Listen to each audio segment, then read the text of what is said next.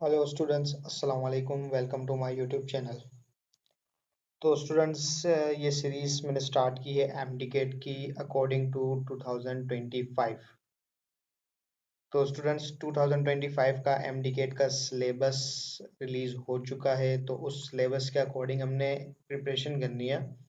तो सबसे पहले आपने प्रिपरेशन को किस तरह मैनेज करना है, क्योंकि टाइम बहुत कम है, 5 to 6 मंथ्स हैं। लास्ट ईयर के हिसाब से सितंबर में हो जाने चाहिए एमडीकेट। तो उस हवाले से जब डेट आएगी तो उस हवाले से हमने इसको मैनेज करना है। तो सबसे पहले आपने प्रिपरेशन किस तरह से स्टार्ट करनी है। देखिए स्टूडेंट्स, सबसे पहले आपके पास तीन मेजर सब्जेक्ट्स होंगे। इसमें एक बायोलॉजी है, दूसरा फिजिक्स है, देन हमारे पास केमिस्ट्री है। ये तीन मेजर सब्जेक्ट हैं। उसके बाद स्लाइटली पोर्शन जो है वो है हमारे पास इंग्लिश का और लॉजिकल रीजनिंग का। तो सबसे कम जो पोर्शन होता है वो होता है लॉजिकल रीजनिंग का। तो हमने सबसे पहले तीन मेजर सब्जेक्ट्स पे फोकस रखना है, केमिस्ट्री, बायोलॉजी और फिजिक्स के ऊपर। तो पहले हम इन पे फोकस करते हैं। इनको अच्छे से हमने पढ़ना है। इनके सिलेबस के अकॉर्डिंग हमने इनके मेन पॉइंट्स देखने हैं। इस सिलेबस के अकॉर्डिंग कौन से टॉपिक्स बनते हैं वो मैं आपको हाईलाइट करवा दूंगा कि सिलेबस के हिसाब से हमारे पास ये टॉपिक बनते हैं। और हमने एक्स्ट्रा भी पढ़ना है, क्योंकि ज़रूरी नहीं है वो कि सिलेबस के हवाले से सिलेबस को फॉलो करके वो पेपर बनाए। सिलेबस से हटकर भी वो क्वेश्चंस दे सकते हैं। तो मैंने एक्स्ट्रा टॉपिक्स भी इसमें ऐड करने हैं।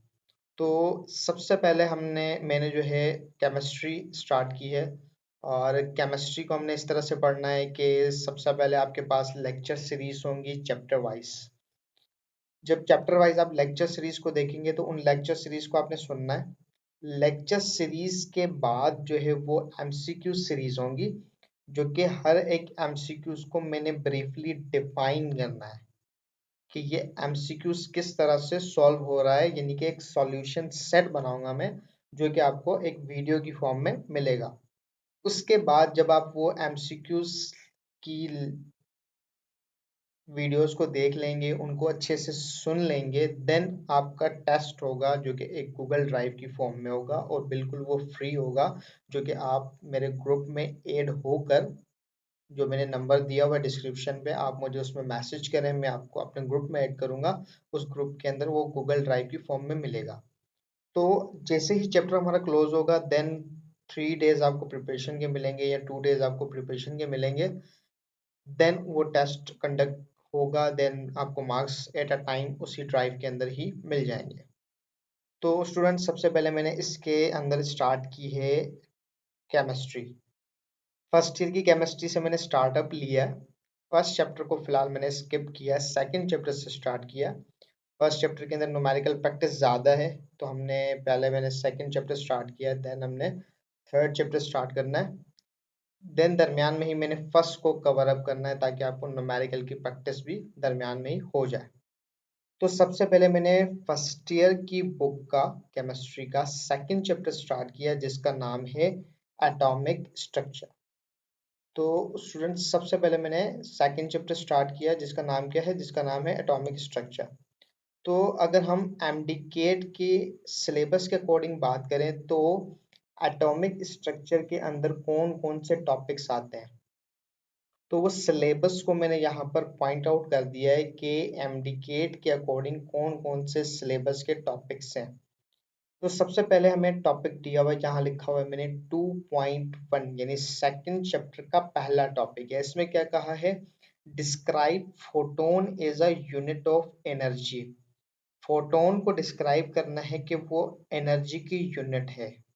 तो जब मैं लेक्चर स्टार्ट करूंगा, दरमियान में ही ये एक टॉपिक दिया हुआ है मैंने, कि जिसके अंदर मैंने बताया हुआ है कि फोटोन जो है वो क्या है, एक एनर्जी की यूनिट है। दूसरी हमने क्या चीज देखनी है, कॉन्सेप्ट ऑफ ऑर्बिटल्स, ऑर्बिटल्स के कॉन्सेप्ट्स को देखना है। तीसरी क्या चीज देखनी है, हमने डिस्टिंग्विश करना है प्रिंसिपल एनर्जी लेवल, जो कि हमारे बुक में दिया हुआ है प्रिंसिपल क्वांटम नंबर। उसके बाद सेकंड इसमें देखना है एनर्जी सब लेवल, जिसको हमारी बुक में दिया हुआ है अजीमुथल क्वांटम नंबर। उसके बाद हमने देखना है एटॉमिक ऑर्बिटल्स को। इनको देखने के बाद चौथे टॉपिक की तरफ चलेंगे, describe the general shapes S p orbital की जनरल शेप को बताना है, तो हम sp के साथ साथ d और f को भी कवर अप कर लेंगे।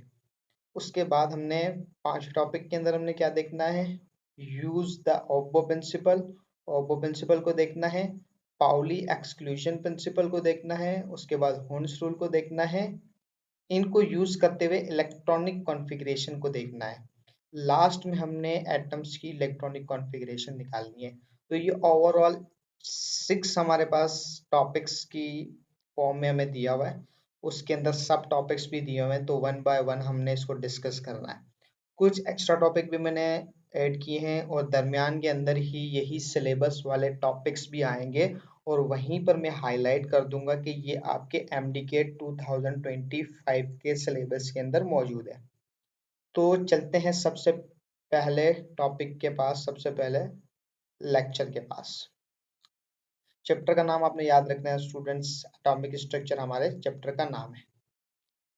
चैप्टर को स्टार्ट करने से पहले कुछ बेसिक्स हमने देखनी है। सबसे पहले एक कॉन्सेप्ट है जिनको हम बोलते हैं एरिस्टोटेलियन कॉन्सेप्ट। तो एरिस्टोटेलियन कॉन्सेप्ट क्या कहता है, एरिस्टोटेलियन ने कहा था कि जो हमारे पास मैटर है, ये मैटर 4 एलिमेंट से मिलकर बना है। ठीक है, सबसे पहले मैटर क्या होता है, मैटर हमारे पास कोई भी ऐसी चीज जो कि वजन रखे और जो जगह घेरे, वो हमारे पास मैटर होता है। यानी कि जो भी चीज वजन रखेगी, जो भी चीज जगह घेरेगी, वो हमारे पास मैटर होगा। अच्छा जी, मैटर का हमें पता चल गया मैटर क्या होता है। अब वो मैटर जो है कंपोज हुआ है 4 एलिमेंट से, किसने कहा, एरिस्टोटेलियन ने कहा। वो 4 एलिमेंट कौन कौन से बताए, अर्थ, वाटर, एयर और फायर। ठीक है जी, उसके बाद हम देखते हैं एटम खुद क्या है। एटम एक सिंगल यूनिट है, स्मॉलेस्ट यूनिट ऑफ मैटर है। मैटर का स्मॉलेस्ट यूनिट है जिसके पास एलिमेंट्स की प्रॉपर्टीज मौजूद है। अच्छा जी, मैटर में हमने बात की एटम की और एलिमेंट की, दोनों में डिफरेंशिएट करना मुश्किल हो जाता है, तो मैं आपको समझाने की कोशिश करता हूँ कि फॉर एग्जांपल हमारे पास मैंने एक एलिमेंट ले लिया कार्बन, तो इस कार्बन के अंदर कार्बन के ही एटम्स मौजूद होंगे। जब इस एलिमेंट कार्बन के अंदर कार्बन के ही एटम्स मौजूद होंगे, तो इसके अंदर जो प्रॉपर्टीज होंगी वो भी कार्बन की ही प्रॉपर्टीज होंगी। ठीक है, तो इसीलिए हमने कहा कि इसके अंदर जो एटम है उसके पास जो प्रॉपर्टीज हैं वो बिल्कुल क्या होंगी, उसी एलिमेंट्स की प्रॉपर्टीज मौजूद होंगी। ठीक है, अब यहाँ मैंने एक पॉइंट लिखा है, all atoms of a given element are identical. For example ये कार्बन एक एलिमेंट था, ठीक है जी, कार्बन एक एलिमेंट था, इसके अंदर जितने भी एटम है वो सारे के सारे आइडेंटिकल है। ठीक है जी, क्यों, क्योंकि उसके अंदर कार्बन के एटम है तो कार्बन की ही प्रॉपर्टीज मौजूद होंगी। ठीक है, तो यहाँ पर मैंने एटम की डेफिनेशन लिख दी, smallest unit of matter that retain the properties of element. अच्छा जी, एटम को हमने देख लिया। एटम हमारे पास दरमियान में न्यूक्लियस मौजूद होता है, उसके बाद न्यूक्लियस के ऊपर शेल्स मौजूद होते हैं। ठीक है, इस तरह से क्या मौजूद होते हैं, इस तरह से शेल्स मौजूद होते हैं। तो जो न्यूक्लियस होता है हमारे पास, उस न्यूक्लियस के अंदर क्या क्या मौजूद है, प्रोटॉन मौजूद होता है, उसी न्यूक्लियस के अंदर न्यूट्रॉन मौजूद होता है। और जो हमारे पास ये शेल बने हुए हैं, इस शेल्स के अंदर क्या मौजूद होते हैं, इन शेल्स के अंदर इलेक्ट्रॉन मौजूद होते हैं। तो जब हमने एटम को देखा, तो एटम के अंदर हमें 3 चीजें मिली, एक प्रोटॉन मिला, एक न्यूट्रॉन मिला, एक इलेक्ट्रॉन मिला। इनको हम कहते हैं सब एटॉमिक पार्टिकल्स। क्या कहते हैं जी, सब एटॉमिक पार्टिकल्स। अब डिस्कस करना है हमने इन सब एटॉमिक पार्टिकल्स को कि किसने इस सब एटॉमिक पार्टिकल को डिस्कवर किया, किस साइंटिस्ट ने उसको किस तरह से डिस्कवर किया, पता कैसे चला कि एटम के अंदर प्रोटॉन मौजूद है, एटम के अंदर इलेक्ट्रॉन मौजूद है, एटम के अंदर न्यूट्रॉन मौजूद है जी। ये किन की करामात थी कि जिन्होंने हमें बताया। तो हम डिस्कस करते हैं अब हमारे पास सब एटॉमिक पार्टिकल्स। अच्छा जी स्टूडेंट, सब एटॉमिक पार्टिकल को समझने से पहले एक छोटी सी चीज देख लें जिसके थ्रू आपको इजी समझ में आ जाएगा।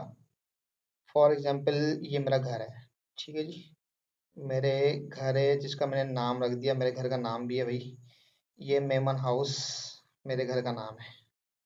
अच्छा जी, फॉर एग्जांपल ये मेरे पास घर है, मेमन हाउस उसका नाम है। अब घर को मैंने क्या नाम दे दिया, मेरा ये घर एक एलिमेंट है। क्या है? ये एक एलिमेंट है। अच्छा जी, मेमन हाउस ये मेरा एक घर है, इसको मैंने एक एलिमेंट कंसिडर कर दिया। अब इस घर के अंदर लाजमी सी बात है मेंबर्स भी होंगे। ठीक है जी, 6 मेंबर है मेरे फैमिली, मेरे घर के अंदर 6 मेंबर है।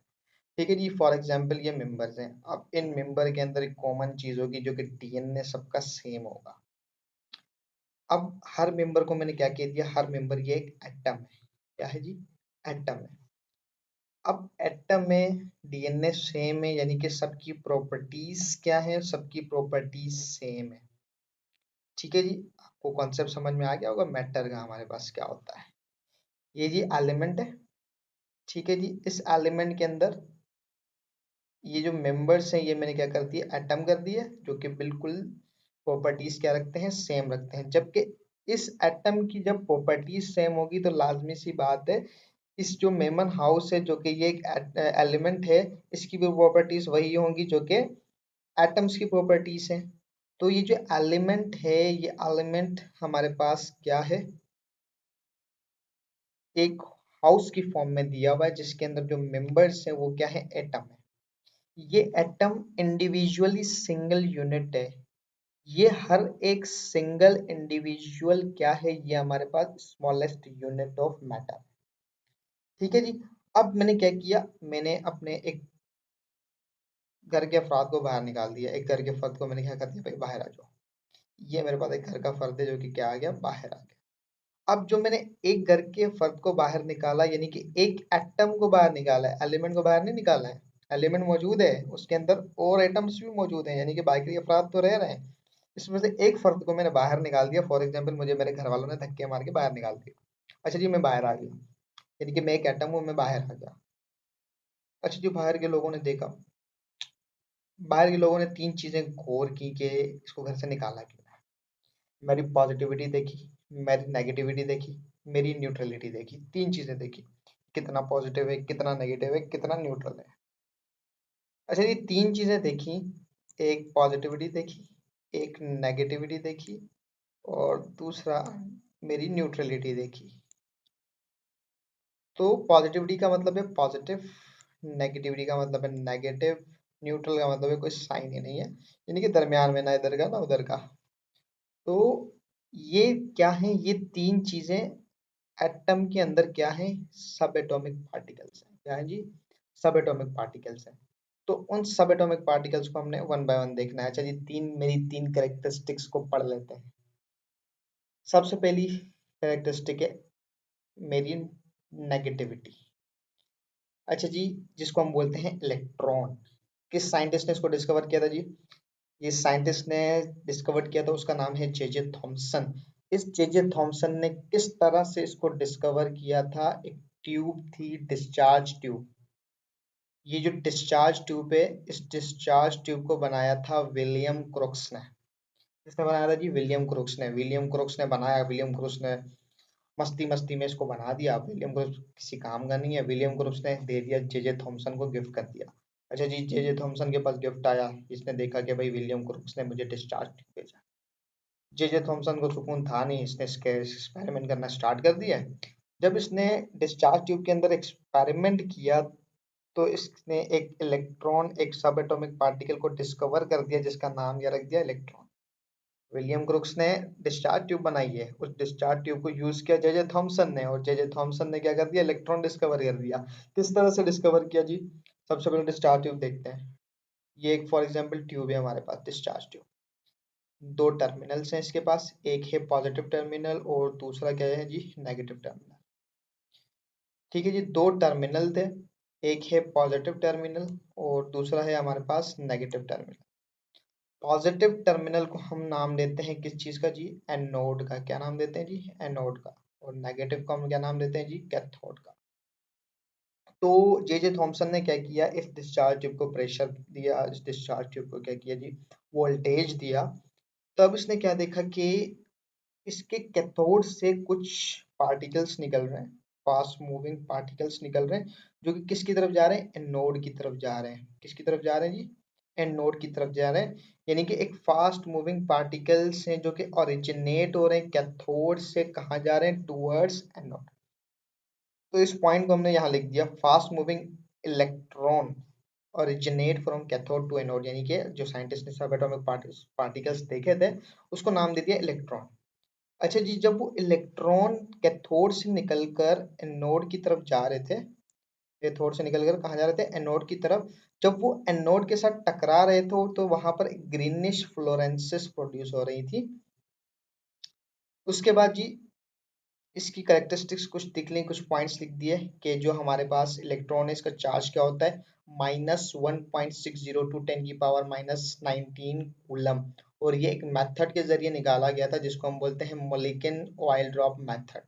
ये मेथड किस तरह था, एमडीकेट के लिए जरूरी नहीं है, बस आपको एक एमसीक्यूज की फॉर्म में मिलेगा कि जो इलेक्ट्रॉन का चार्ज था वो किस मेथड के जरिए निकाला गया था, तो आपने बताना है मोलिकन ऑयल ड्रॉप मेथड। उसके बाद मास निकाला गया इलेक्ट्रॉन का, अगर किलोग्राम में अगर हम बात करें तो 9.109 इंटू 10⁻31 किलोग्राम। फॉर एग्जाम्पल 09 को हटा भी देते हैं तो 9.1 इंटू 10⁻31 किलोग्राम। और अगर इसी मास को हम AMU में लिखें तो 5.84 इंटू 10⁻⁴ AMU बनेगा। इसके चार्ज की बात करें तो नेगेटिव चार्ज है, यानी कि -1 चार्ज है। चार्ज बाय मास रेशो को देखें तो -1.7588 इंटू 10⁻11 इसका चार्ज बाय मास रेशो है। इसकी यूनिट कैसे निकाली, चार्ज की यूनिट होती है कूलम, मास की यूनिट होती है किलोग्राम, तो कूलम पर किलोग्राम इसकी यूनिट बन गई। ये वैल्यूज आपने ध्यान में रखनी है।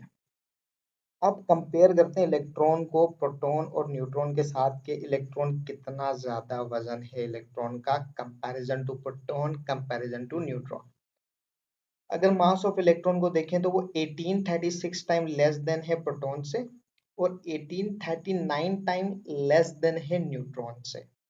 ठीक है जी, ये आपने कंपैरिजन याद रखना है। उसके बाद देखते हैं जी मेरी पॉजिटिविटी, जिसको हम क्या बोलते हैं जी, प्रोटॉन। ये कौन से चाचू ने निकाली थी भाई, इसको ढूंढा था गोल्डस्टीन ने। जे थॉमसन भाई प्रोटॉन को नहीं देख पाए थे, ये देखने से पहले ही वो चल बसे बेचारे।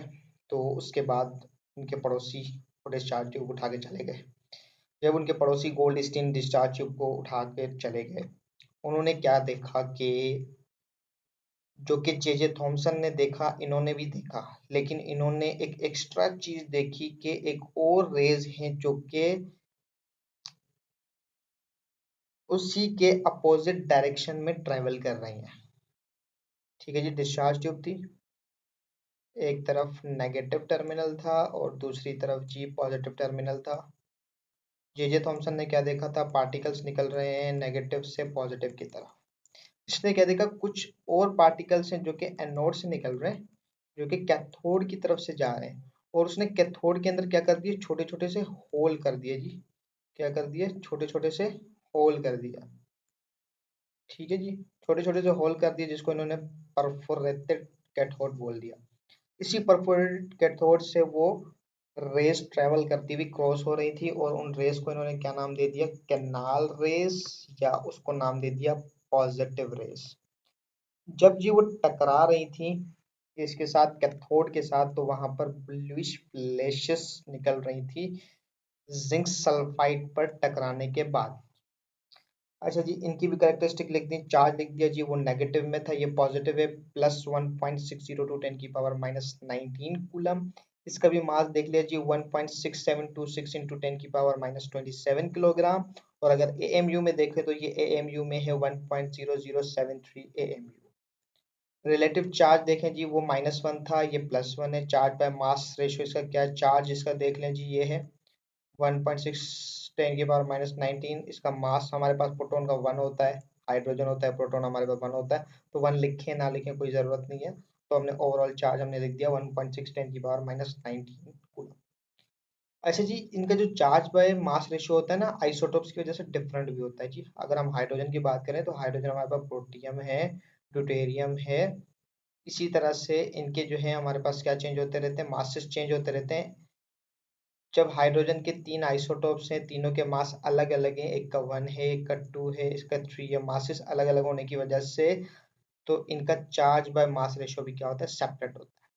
अब चलते हैं जी तीसरे हमारे पास सब एटॉमिक पार्टिकल के पास, जो कि न्यूट्रलिटी है। अब देखिए भाई मेरी न्यूट्रलिटी, जिसको हम नाम देते हैं न्यूट्रॉन का। कौन सा साइंटिस्ट है भाई जी? चैडविक ने इस न्यूट्रॉन को डिस्कवर किया था आर्टिफिशियल रेडियो एक्टिविटी के थ्रू।